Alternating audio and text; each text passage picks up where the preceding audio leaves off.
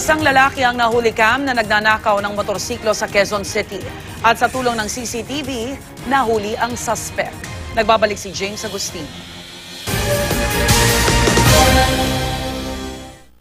Masdan ng lalaking yan na tumatawid sa kalsada at tumambay sa isang sari-sari store sa barangay Doña Imelda, Quezon City noong Biyernes. Ilang minuto ang lumipas, tumawid ulit ang lalaki at pinuntahan ng isang motorsiklo na nakaparada sa tapat ng barangay hall. Ilang beses na nilapitan ng lalaki ang motorsiklo, sinipat-sipat at saka umalis. Sa pangatlong beses na binalikan niya ang motor, iniatras na niya ang motor, sinakyan at tinangay.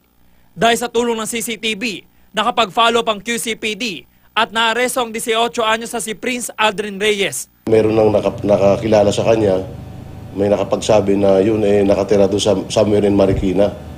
So yun, dire-diretso na, nag-follow up na yung mga pulis natin. Nabawi rin ang motorsiklo na kanyang ninakaw. Nakuha pa sa motor ang damit na suot ng sospek nang ginawa niyang krimen. Umami naman ang sospek sa krimen, pero wala raw siyang intensyon na ibenta ang sasakyan. Ginoyride ko po sa papuntang Marikina, yung motor. Ba't mo naisip ang kunin yung motor?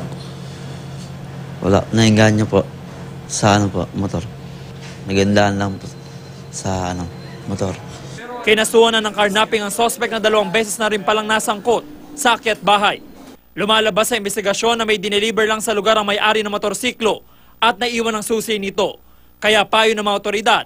Huwag iwanan yung susi kasi yung parang binibigyan natin ng pagkakataon yung mga ganyang klaseng tao, yung mga suspect na